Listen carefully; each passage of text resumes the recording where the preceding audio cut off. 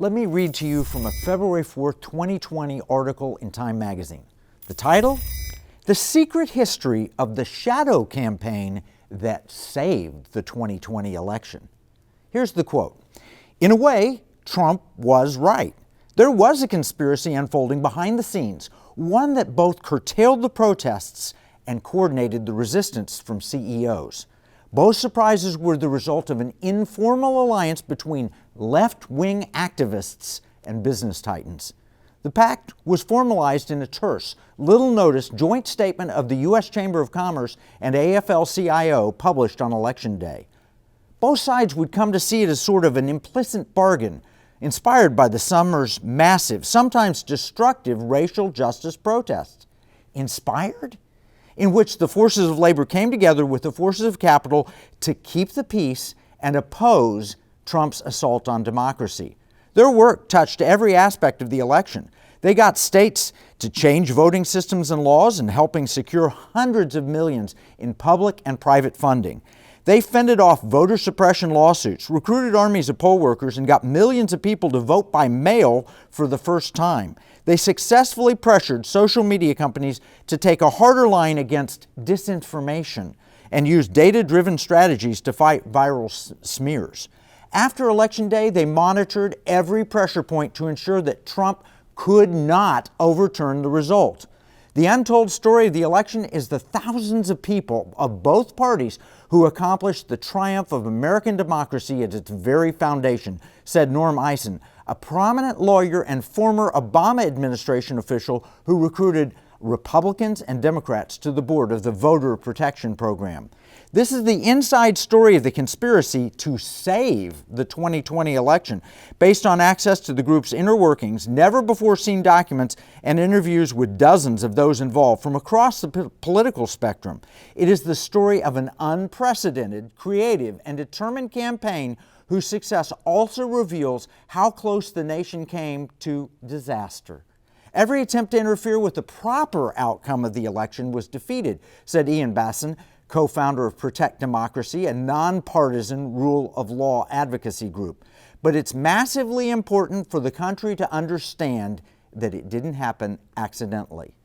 That's why the participants want the secret history of the 2020 election told, even though it sounds like a paranoid fever dream. A well-funded cabal of powerful people ranging across industries and ideologies working together behind the scenes to influence perceptions, change rules and laws, steer media coverage, and control the flow of information. They were not rigging the election, they were fortifying it.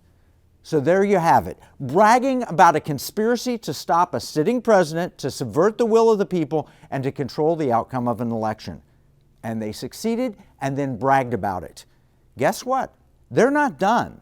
While the new president immediately embarked on a spree of executive orders, the House set about impeaching the former president and the Senate began a politicized trial.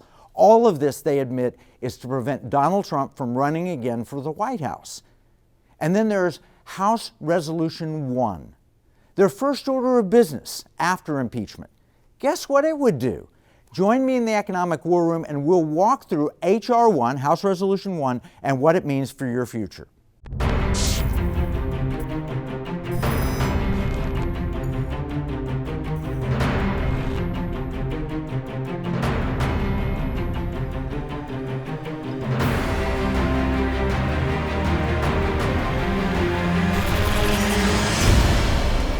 We have this incredible article from Time magazine that brags about a cabal intent on stopping Donald Trump. Keep in mind, this is the same Time magazine that recently called out Helen Keller for having too much white privilege. Yeah, the amazing woman who learned to read and write and even teach, despite having no hearing or sight, and was a tireless advocate for the disabled, she was attacked by Time magazine for having too much white privilege. This is despite the fact that she was a strong supporter of the NAACP, a founding member of the ACLU. She's still not woke enough for Time? The point is that Time magazine felt comfortable enough with the cabal's success in fixing the election that they're already bragging about it. They must be awfully comfortable that the far left can suppress any opposing thought. And here's how they plan to do it. House Resolution 1. This legislation is designed to take permanent and formal control of the voting process. Once in place, the law will cement the radical voting changes that the Time article documents. It will go even further, stripping control from the states and putting it under national authority, clearly in defiance of the intent of our founders as well as the expressed will of the Constitution. But before we dive into HR-1, let's take a look at what the Constitution says is supposed to happen, reading from Article 2, Section 1, Clauses 2 and 3, which say, each state shall appoint in manner as the legislature thereof may direct a number of electors equal to the whole number of senators and representatives to which the state may be entitled in the Congress, but no senator, representative, or person holding an office or trust or profit under the United States shall be appointed an elector. The Congress may determine the time and choosing of the electors and the day in which they shall give their votes, which day shall be the same throughout the United States. Let me parse that a bit. According to the Constitution, the states appoint the electors to the Electoral College in the manner which they choose, 100% directed by the state legislature, not the governor, not unelected election officials, not the Secretary of State, and not a cabal. Why? Because the state legislature is made up of the representatives who are closest to the people. The founders understood that you could have personal relationships with your legislator, but you might never meet the governor, the Secretary of State, and the unelected election officials don't work for the people directly, but the legislators do. The founders very wisely decided that each state should have their own manner of appointing electors, and it doesn't have to be the same manner in Kansas as it is in California. Every state has their own manner. That's what scares the far-left cabal so much. That's why they took control, to keep power. They have to herd cats in 50 different states, and the Democrats are losing ground in state legislatures where the power is supposed to rest. There are 50 states, and each state has a House and a Senate. That means there are 100 chambers of state legislators in this country. Before the 2020 election, Democrats controlled 39 chambers and Republicans controlled 59, with one chamber basically split. After the election, Democrats lost 2 chambers, leaving Republicans with 60, compared to just 37 for Democrats and 1 that split. No wonder the far left is scared. If they leave things up to the Constitution and the people, they're going to lose. That's where they're pushing HR-1 now, while they control the Congress and the White House. The far left has to find a way to disenfranchise the state legislators. And remember, the legislators in Michigan, Pennsylvania, Wisconsin, Arizona, and Georgia all stood up after the 2020 election, complaining that this was not their will that was followed. So they sent in alternative electors because they felt the reported election results were not a valid representation of the will of the people in the state. Now we're going to take a break. When we come back, we're going to really delve into HR-1, why it's so insidious, what's really in there, and what we must do about it now. The framers of our Constitution knew that centralized power was bad for freedom and liberty. They designed the structure so the power of government would be localized. This makes the state legislatures the seat of the real power of the republic. That is why the state legislatures, not the courts and not the executive, have the authority to administer both local and federal elections. They are the ones who select and certify elections in their states and who send electors to the Electoral College for Congress to then certify the election. This process is essential to the American system of freedom and liberty because it more closely represents the will of the people. But now there is a bill being brought forward by House Democrats that completely changes this system. It puts the power of the election process into the hands of the federal government, and more specifically, into the hands of the majority party. There would be no ability for states to control their election processes or for local election authorities to question the results of any election. This bill is called HR-1.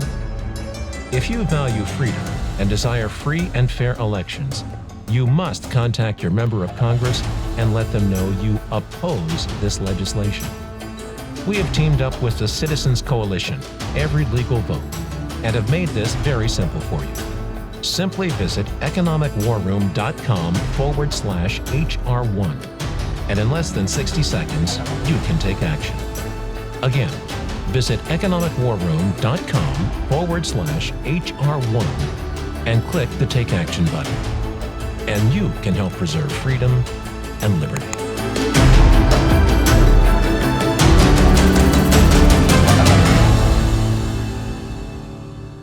Before the break, we learned the why. Why did Nancy Pelosi and Chuck Schumer want to radically change the election laws this year? Didn't their guy win in November? The reality is this. They are deathly afraid that the states and the people have woken up to the changes that were crammed through under the guise of the COVID pandemic, using executive orders, activist judges, and unelected election officials. They know that without mass mail-in ballots, Donald Trump would have won. He would have been reelected, likely in a landslide. The Democrats actually lost seats in the House and failed to win a majority in the Senate.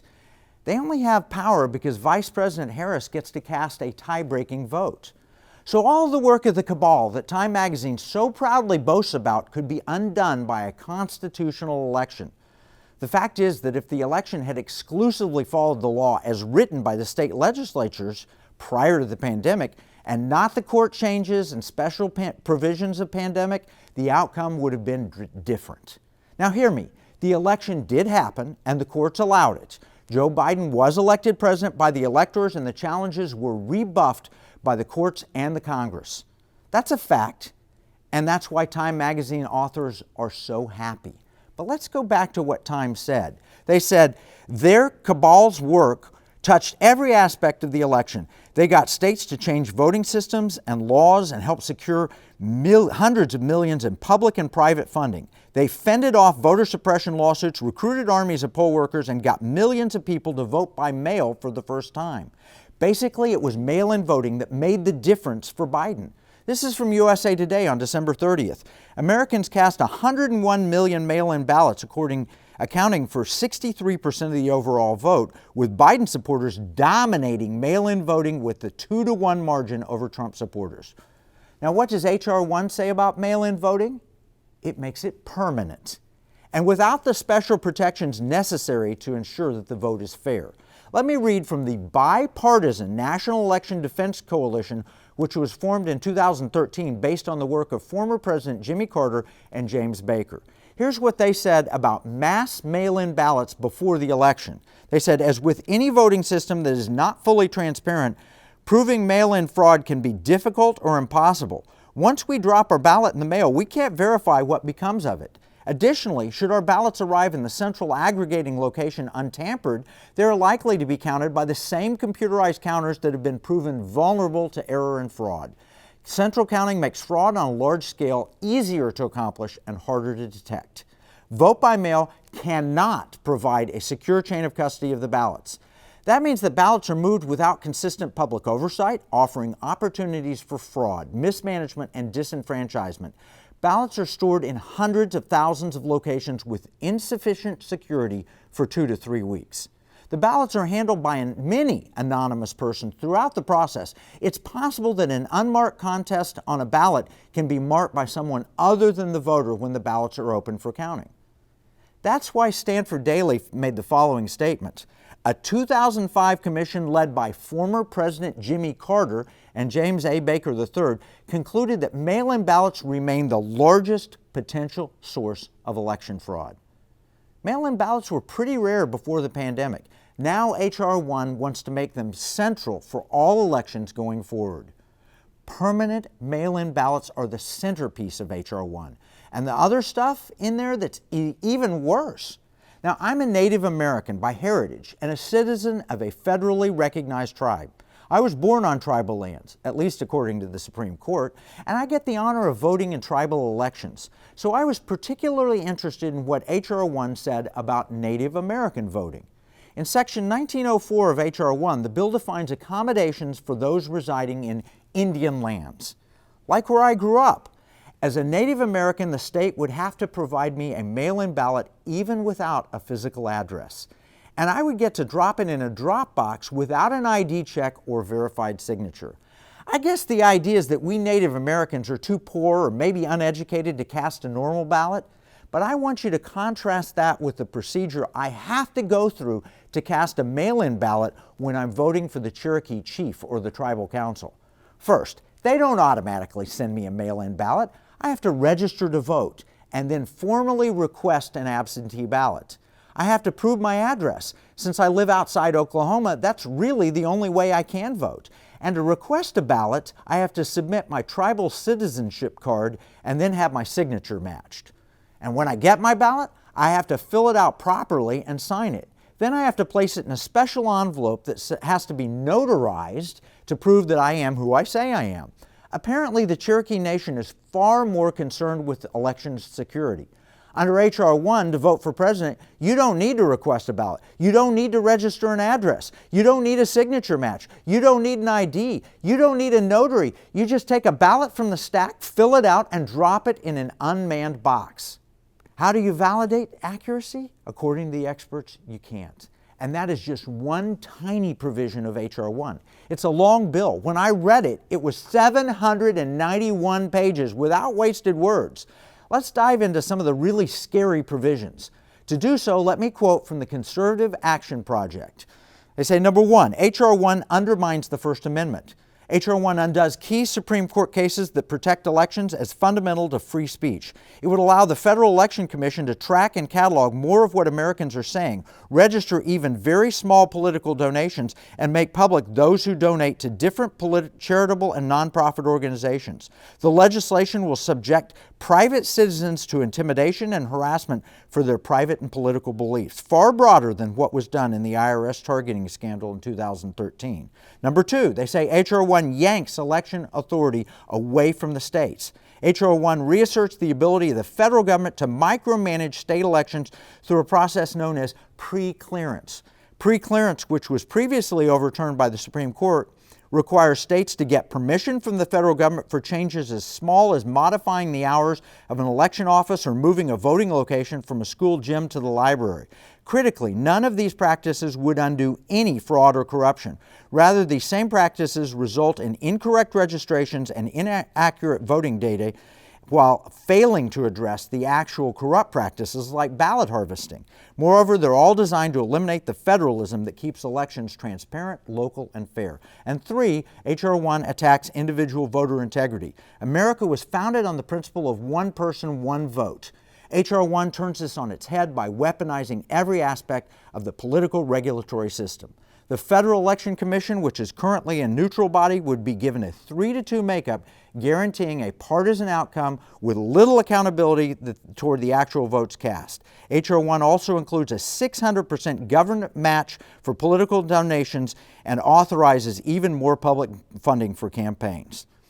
And that's just the beginning. Inside this bill is a grab bag of new laws, regulations, and changes designed to give the Democrats permanent control of the government.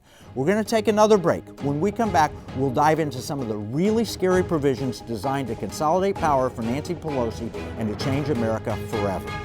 The framers of our Constitution knew that centralized power was bad for freedom and liberty. They designed the structure so the power of government would be localized. This makes the state legislatures the seat of the real power of the republic. That is why the state legislatures, not the courts and not the executive, have the authority to administer both local and federal elections. They are the ones who select and certify elections in their states and who send electors to the Electoral College for Congress to then certify the election. This process is essential to the American system of freedom and liberty, because it more closely represents the will of the people. But now there is a bill being brought forward by House Democrats that completely changes this system. It puts the power of the election process into the hands of the federal government, and more specifically, into the hands of the majority party. There would be no ability for states to control their election processes or for local election authorities to question the results of any election. This bill is called HR-1. If you value freedom and desire free and fair elections, you must contact your member of Congress and let them know you oppose this legislation. We have teamed up with the Citizens Coalition, Every Legal Vote, and have made this very simple for you. Simply visit economicwarroom.com/HR1, and in less than 60 seconds, you can take action. Again, visit economicwarroom.com/HR1 and click the Take Action button. And you can help preserve freedom and liberty.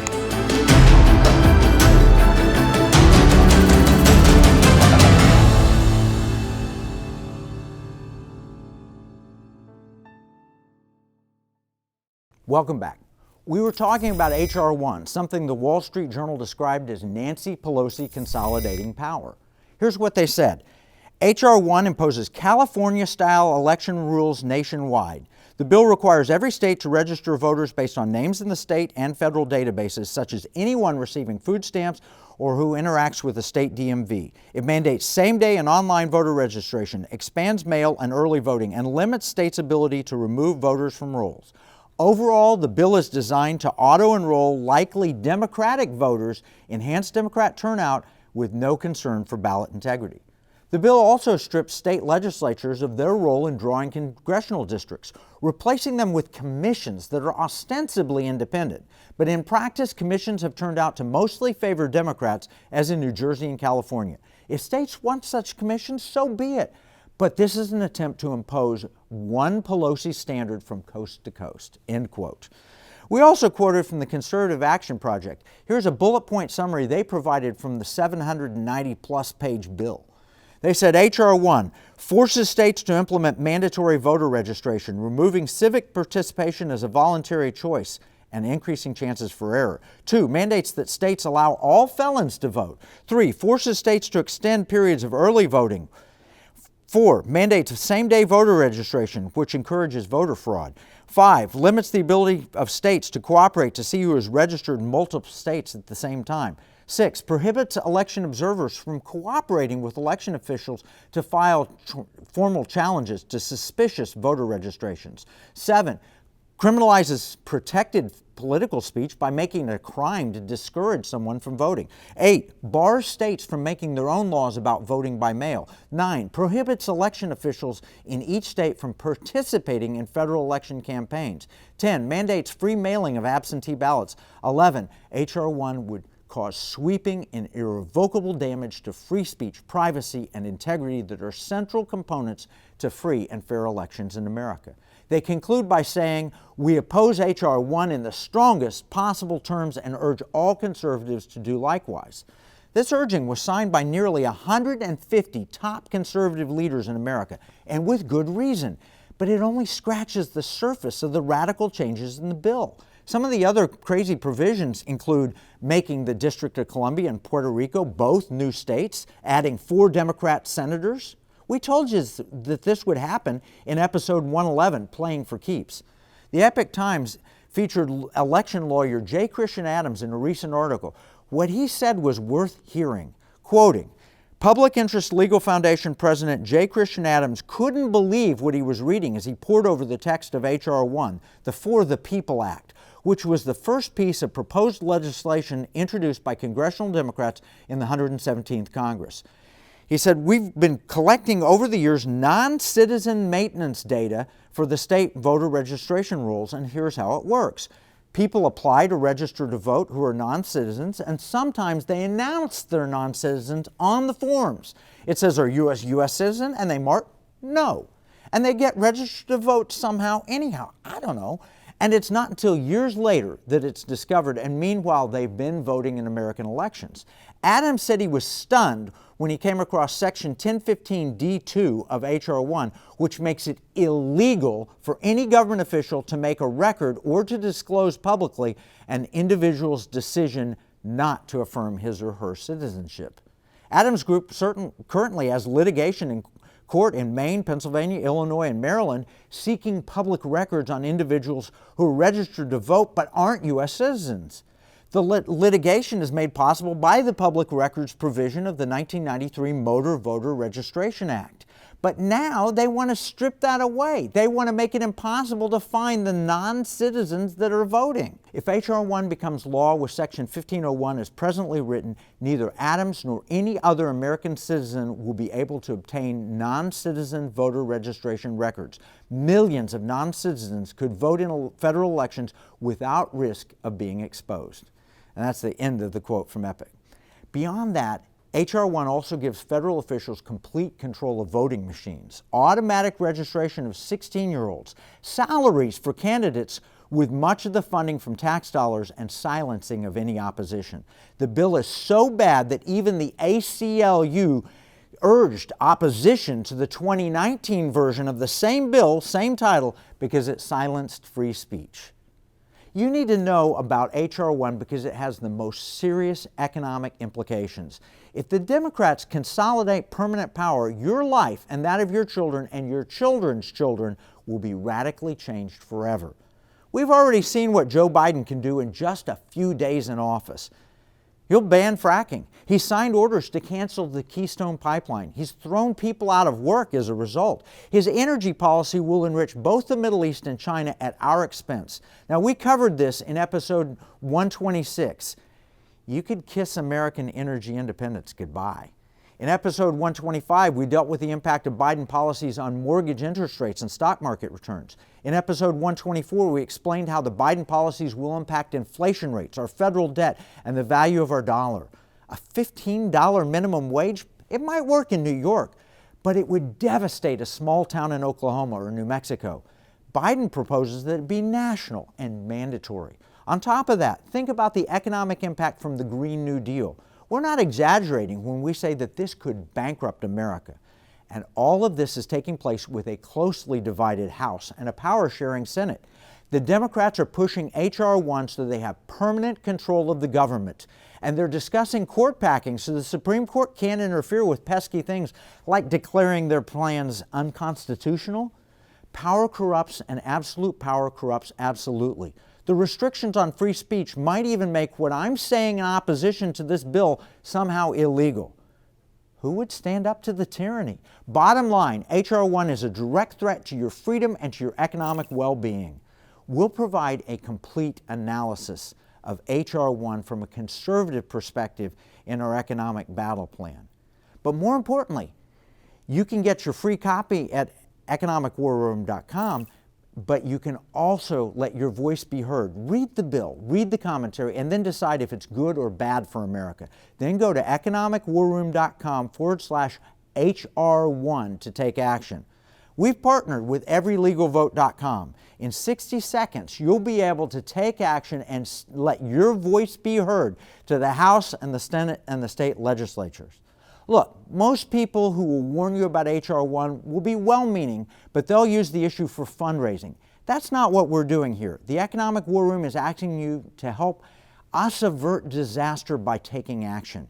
You need to know that you can make a big difference. To stop HR-1, you will have to not only go to our website and take action, but also you'll have to encourage other people to join in. This really is one of the most important issues we've ever faced. So take less than 60 seconds and let your voice be heard.